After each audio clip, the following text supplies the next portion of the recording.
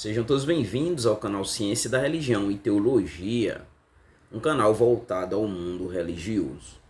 E no vídeo de hoje, como vocês viram aí, nós vamos fazer uma abordagem do tema a natureza da sabedoria e o sentido da vida, né? O sentido da vida é algo relacionado diretamente, esse termo está relacionado diretamente à ciência da religião. Eu vou já explicar o porquê.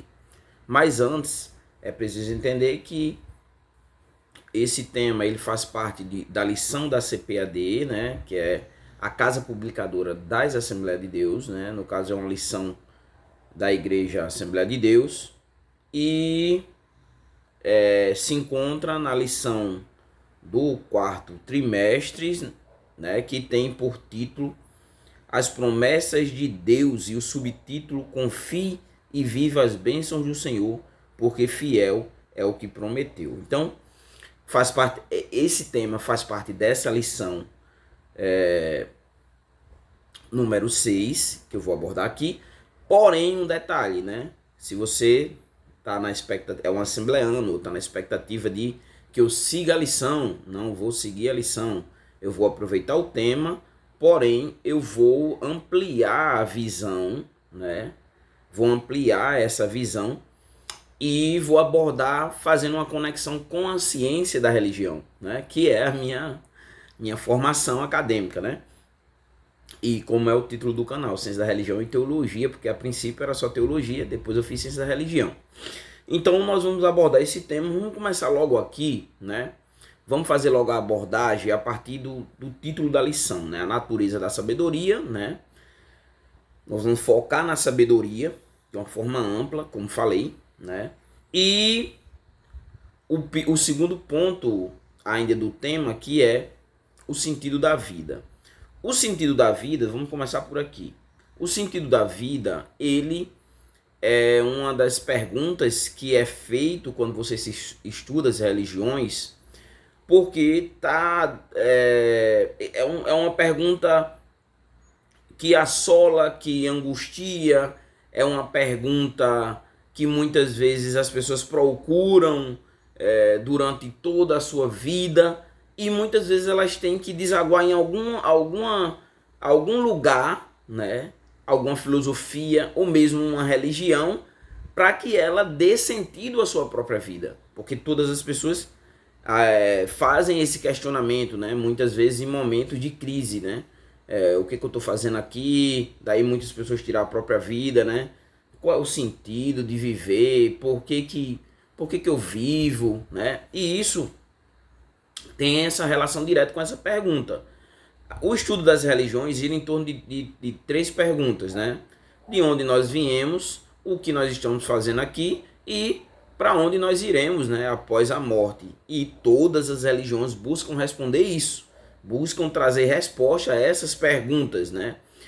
No caso do sentido da vida, que é o tema aqui que nós vamos trazer, baseado nessa lição da CPAD, né, quanto à natureza da sabedoria, que é o nosso foco também, e o sentido da vida, como nós podemos ter um sentido da vida a partir de uma compreensão de mundo voltado utilizando a sabedoria, né? Como falei, toda religião também é um outro ponto, tem os líderes ou aqueles que ela considera como sábios, né? Como aqueles que transmitem um conhecimento que ajuda na vivência, até mesmo nesse sentido da vida. Então, vamos começar aqui com a definição do que seria, então, a sabedoria, né? De uma forma ampla, como falei. No final do vídeo eu vou trazer um exemplo bíblico de tanto desse reconhecimento da sabedoria, quanto a utilização dessa sabedoria de forma prática, né, na vida mesmo, de forma prática, a partir de um personagem bíblico. Eu não vou dar spoiler, no final você vai ver, eu vou finalizar o vídeo com ele. Então, de forma ampla, o que seria então sabedoria? A sabedoria, ela é a capacidade, né, de aplicar conhecimentos, né, aquilo que você adquire através de uma busca, né, de passagem, de troca, né, e experiências, vivências, né? Aquilo que você vive, e isso então de forma sensata e prudente. Então alguém sábio é aquele que vai aplicar aquilo que ele adquiriu, né? Os seus conhecimentos e as suas vivências de uma forma sensata e prudente. Então é considerado uma pessoa sábia. Nós vamos aprofundar um pouco isso, tá? Então aqui é somente para a gente ir desenvolvendo a temática. E isso envolve, né, o discernimento, né? Você conseguir discernir situações para aplicar, fazer a aplicabilidade da sabedoria, né?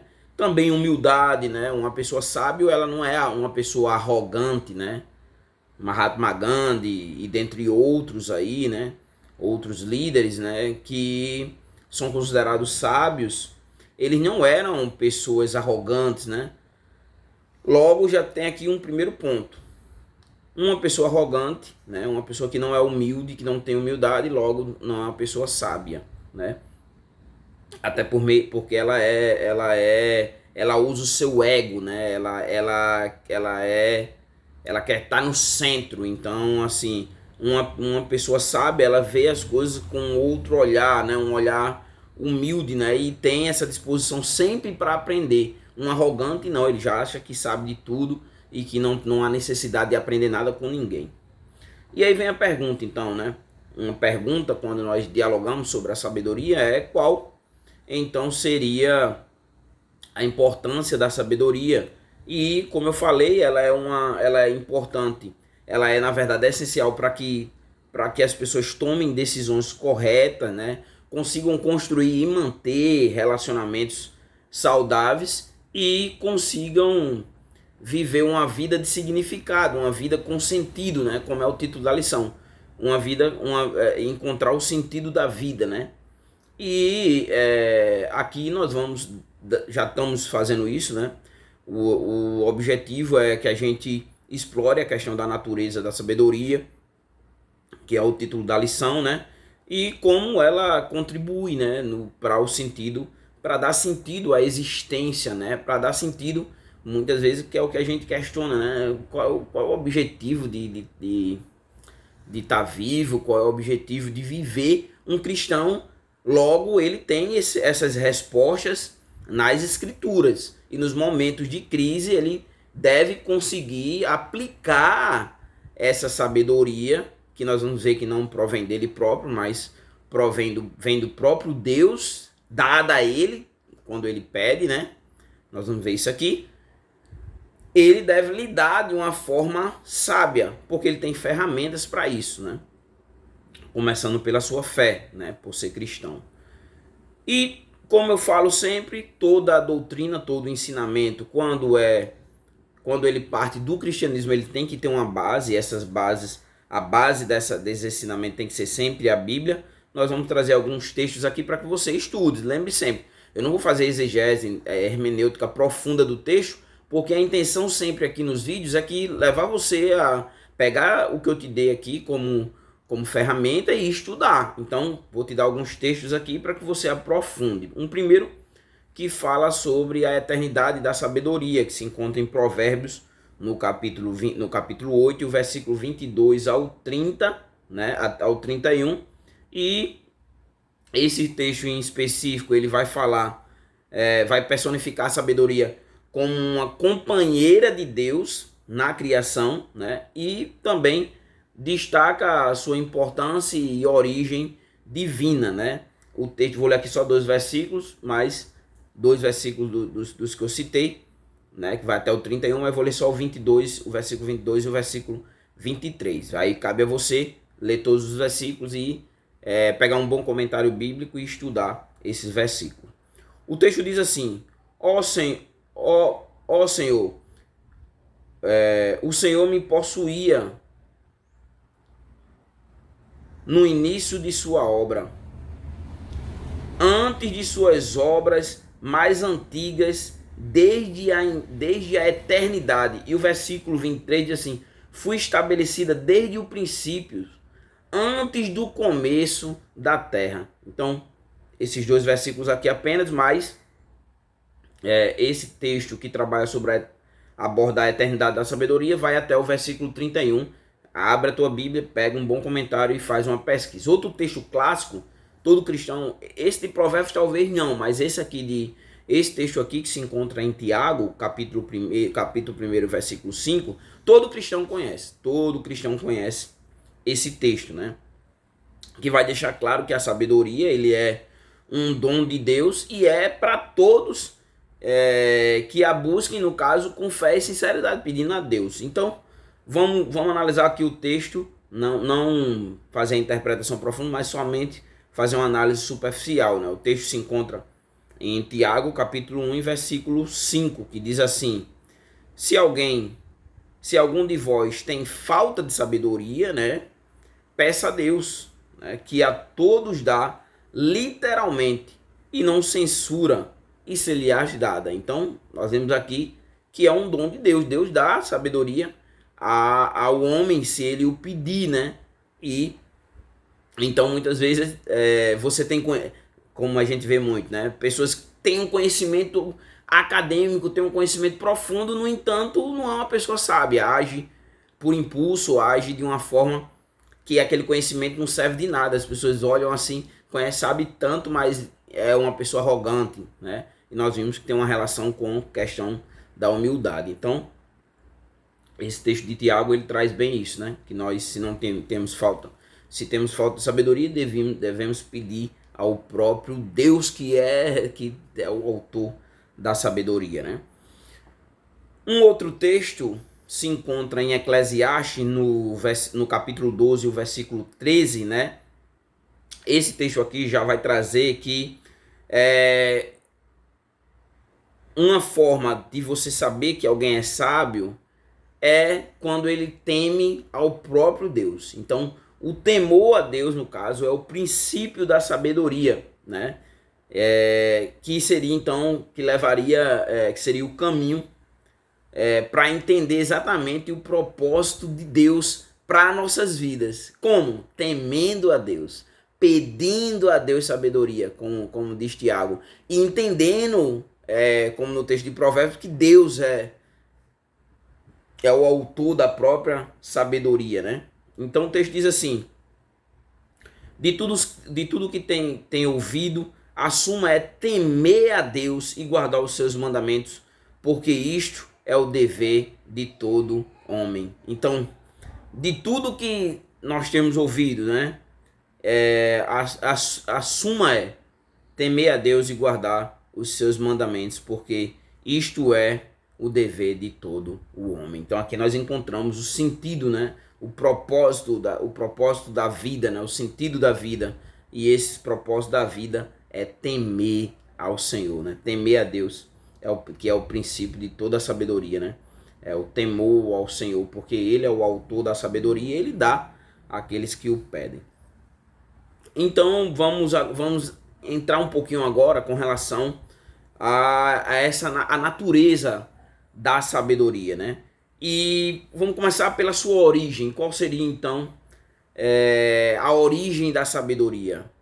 Onde é que eu encontro a sabedoria, né? É nos livros, né? Diante de bons professores, ali eu vou encontrar a sabedoria. E a origem da sabedoria, ela é procedente de Deus, né? Então, a sabedoria é parte integral da criação de Deus, né? E plano para a humanidade. Então, onde é que nós encontramos, como nós nos tornamos salvos? Entendendo que a sabedoria, a origem dela, ela procede do próprio Deus. É o próprio Deus que concede essa sabedoria e ela é parte integral da criação de Deus, como também do plano de Deus para a humanidade. Então, um outro ponto, nós já sabemos que a origem ela provém de Deus, é entender qual seriam então as características dessa sabedoria, né? O que inclui essa sabedoria, o que inclui uma pessoa sábia, né? E começa que as características da sabedoria, nós encontramos a questão, como eu já falei antes, nós vamos reenfatizando porque nós vamos desenvolvendo. Trouxe de uma forma resumida no início, agora a gente vai desenvolvendo. Primeiro, discernimento, né? Inclui o discernimento de você entender a situação ali, discernir ali aquela situação com uma ótica de Deus, digamos assim, porque os princípios que você vai utilizar é os princípios do próprio Deus através da sua escritura, e ele vai conceder essa sabedoria para que você aplique as escrituras naquela situação ali e veja como deve ou como não deve agir, né? E isso com humildade, sabendo que tudo provém dele, né? É para ele, no caso, todas as coisas. Um outro ponto é a questão da paciência. Então, primeiro, discernimento, humildade e paciência, né? Muitas vezes uma pessoa que não tem sabedoria, ela é impulsiva, quer logo resolver, quer logo chegar ali, e muitas vezes você precisa ter paciência. Diante disso, um outro ponto dessa característica seria a capacidade de aplicar, né, os conhecimentos de uma forma tanto prática como ética, né? Uma ética, como o vídeo é teoricamente a partir de uma lição cristã, uma ética cristã. Aí nós temos um ponto aqui. Eu já falei, mas vamos agora aprofundar. Qual seria então a diferença? Eu já dei até no vídeo, mas nós vamos voltar novamente. Então, qual seria a diferença então de uma pessoa que tem conhecimento e de uma pessoa que tem sabedoria, né? Eu vou só ser bem sintético. Uma pessoa que tem conhecimento, ele já diz o tema, né? É uma acumulação de informações. Ele acumulou muitas informações, né? Adquirida a partir de livros, a partir de convivência. Então, é uma pessoa que tem conhecimento. Uma pessoa sábia, ela vai pegar esses conhecimentos que ela tem, adquiriu, e vai aplicar de uma forma correta, né? Vai aplicar de uma forma correta para a glória de Deus, para o bem, né? E de forma justa, né? Porque o Deus dele é um Deus justo, né? No caso, Deus, né? É justo, então ele vai aplicar. Então a diferença é exatamente essa. Conhecimento, uma pessoa que tem muito conhecimento, acumulou conhecimento. Uma pessoa sábia, ele consegue pegar esse conhecimento que ele adquiriu, que ele se apropriou junto com aquilo que ele pediu a Deus, a sabedoria, vai utilizar esse conhecimento para a glória de Deus, promovendo o bem e a justiça. Então, vem a questão. Então, como que nós podemos fazer essa conexão da sabedoria? Nós já vimos alguns pontos da sabedoria ao sentido da vida, né? Primeiro ponto é com relação à questão do propósito e da sua vocação, né? Então, logo, a sabedoria ela vai ajudar com relação ao sentido da vida, nesse ponto, a você descobrir e cumprir a sua vocação individual no reino de Deus. Basicamente, já que nós estamos nos voltando para o cristianismo, mas também pode ser usado em outras religiões de acordo com o seu contexto religioso e a sua cultura religiosa. E um outro ponto é com relação a fazer ao cristão ele alinhar a vida dele, né? Já que nós estamos falando de propósito e vocação, ele vai alinhar a vida dele aos propósitos de Deus, aquilo que Deus quer para a sua vida. Então, esse é um ponto. O outro ponto é viver uma vida consciente, né? E com significado, né? Então, a aplicação da sabedoria, ela vai levar a você ter uma vida mais consciente, né? Tendo consciência daquilo que você tem feito ou praticado, né? Porque a sua sabedoria está vindo do próprio Deus aplicando os seus princípios, o que está escrito como diretriz, que é a própria Bíblia, né? E aí, nesse caso, cada ação, né, e decisão que vai ser tomada de forma consciente e significativa, né, vai ter um propósito claro, né? E com significado, não solto, né? Mas vai ter um significado. Você vai tomar decisões e os propósitos da sua vida, ela vai ter um significado direto, né? E você vai aplicar isso de forma consciente. Qual é o impacto, então, ainda dentro, para a gente fazer as aplicações? E, por fim, eu quero finalizar com a conclusão usando um exemplo aqui de um personagem bíblico. Então, qual seria o impacto na comunidade cristã, né? Nesse caso aí, uma pessoa sábia vivendo dentro da igreja, ela vai influenciar a comunidade de uma forma positiva, levando essas pessoas a terem uma vida de intimidade com Deus, a terem uma vida de santidade, né? Contribuindo com o reino. Então, ela vai influenciar de forma positiva, né, a comunidade, como também ajudando na promoção da justiça, promovendo a paz e a harmonia, a unidade dentro da igreja, no caso, né?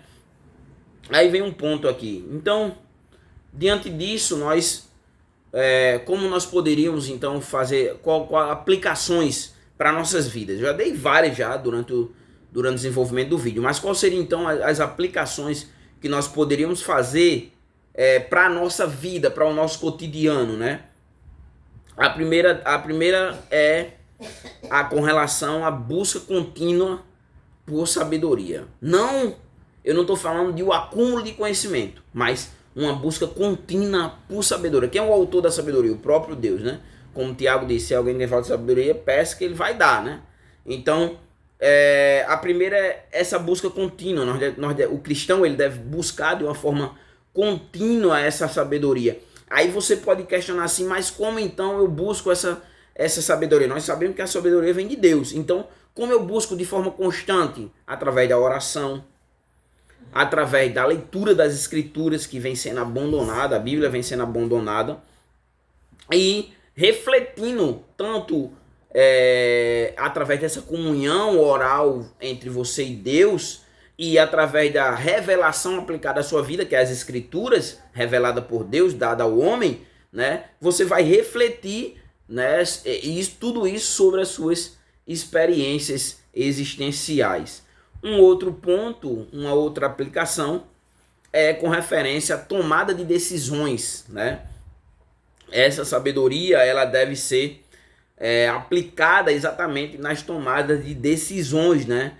E o que o cristão deve considerar nas suas tomadas de decisões? Primeiro, os princípios bíblicos, né?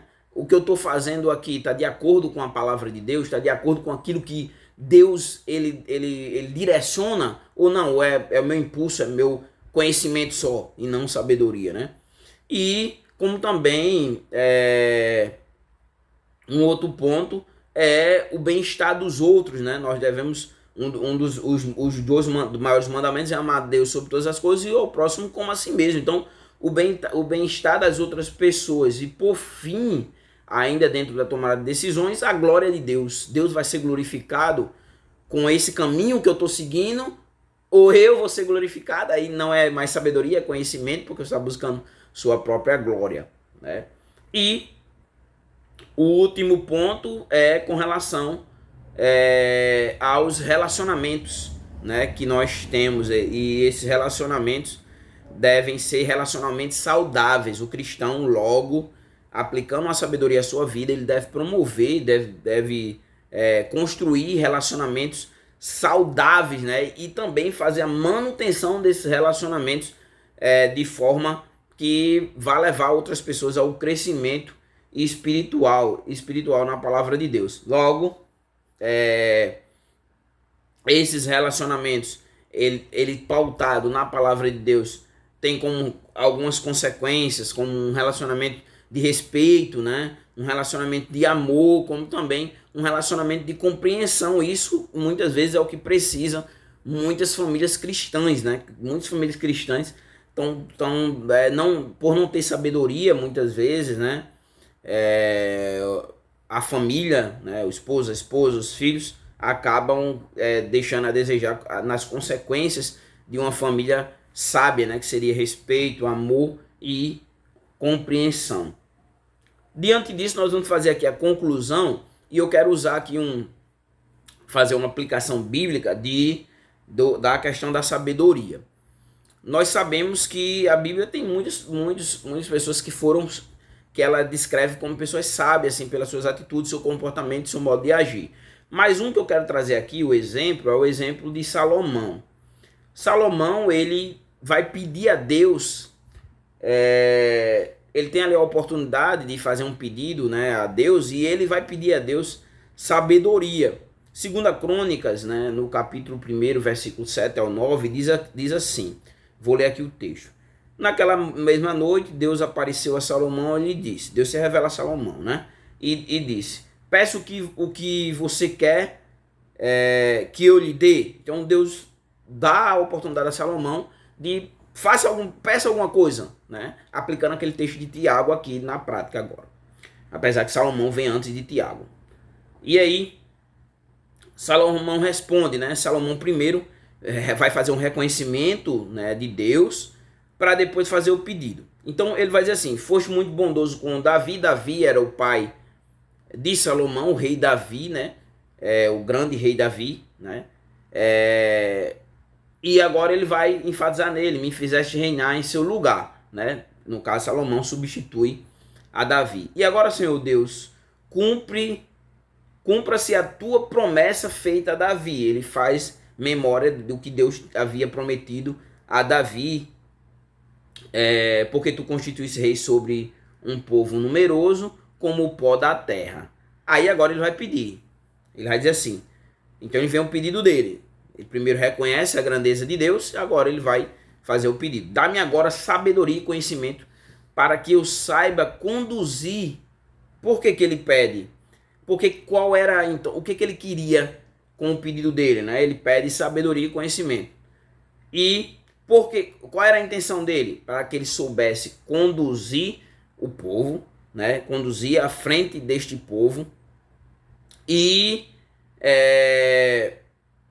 aí ele traz uma pergunta. Pois quem seria capaz de governar este grande povo? Então, ele precisava dessa sabedoria. Sem essa sabedoria, como ele poderia conduzir esse grande povo que ele diz no versículo 9, né?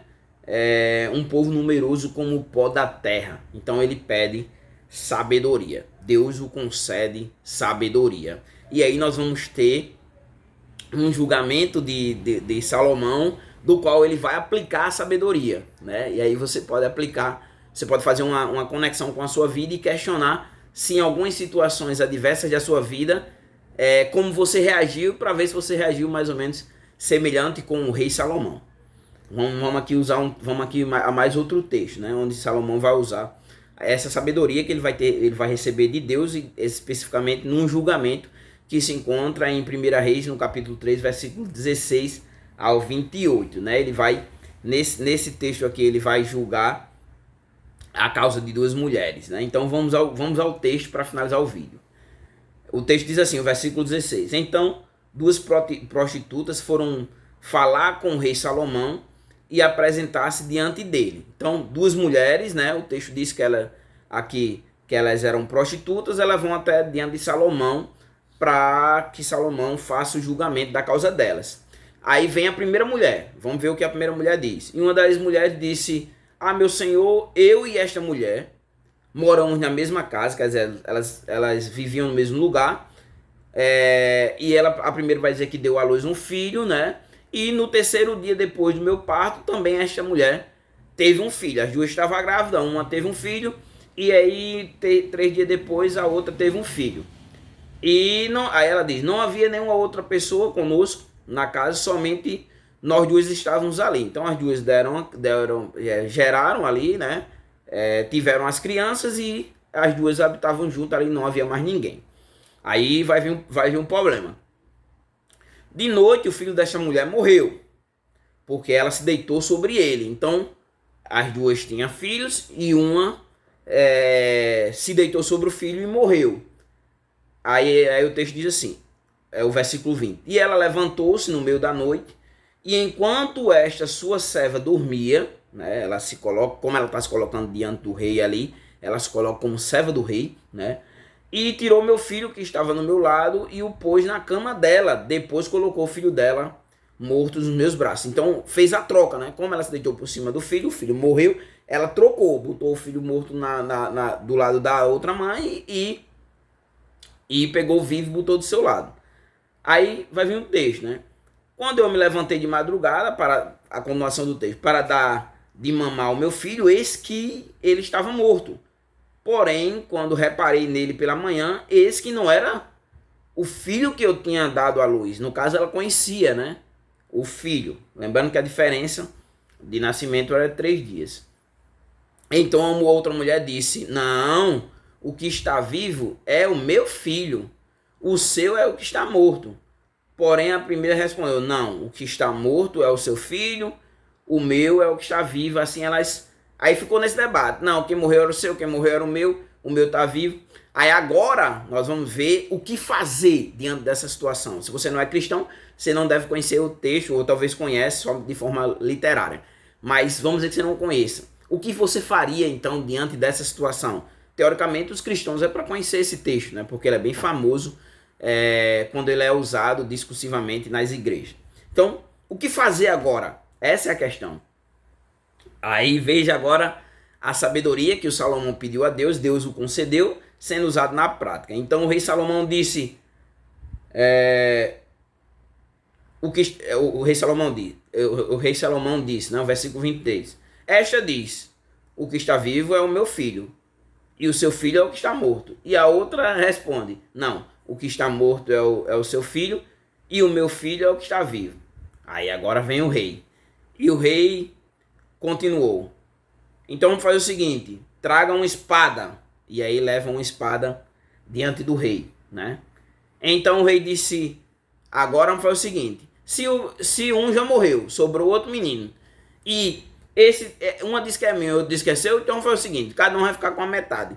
Corta o menino que está vivo em 2 partes e dê metade para cada uma da outra, para cada uma delas, né? Então, agora vem aqui, ó. Então, se aguçou o amor materno da mulher cujo filho estava vivo, e ela disse, então, aquela que o filho, aquela que a verdadeira mãe, né? Ela disse assim, meu senhor, dê a ela o menino vivo, não corte, não mate de jeito nenhum. Porém a outra dizia, ele não será nem meu nem teu, pode cortar ao meio. Então aqui não era a mãe que queria que cortasse ao meio. A mãe disse, não, rei, faça o seguinte, dê para ela a criança, não mata a criança não, dê a criança para ela. Quer dizer, o amor, né, fraternal, o amor materno ali daquela mãe, ela preferiu dar o filho para outra mulher que o filho tinha morrido, do que por ter se deitado em cima, que fique claro, do que a criança fosse morta. E agora vem a sentença do rei, né? Então disse o rei disse, entrega o menino à mulher, a primeira mulher, entrega a ela, né? Não mate, ela é a mãe do menino, né?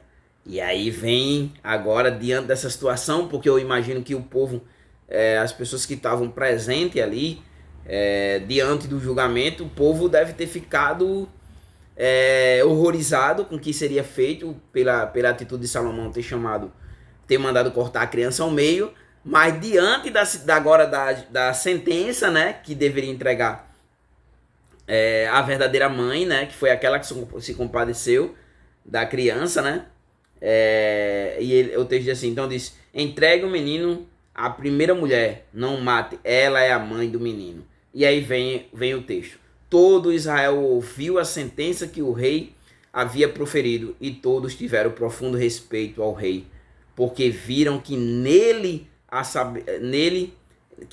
havia nele a sabedoria de Deus para fazer justiça.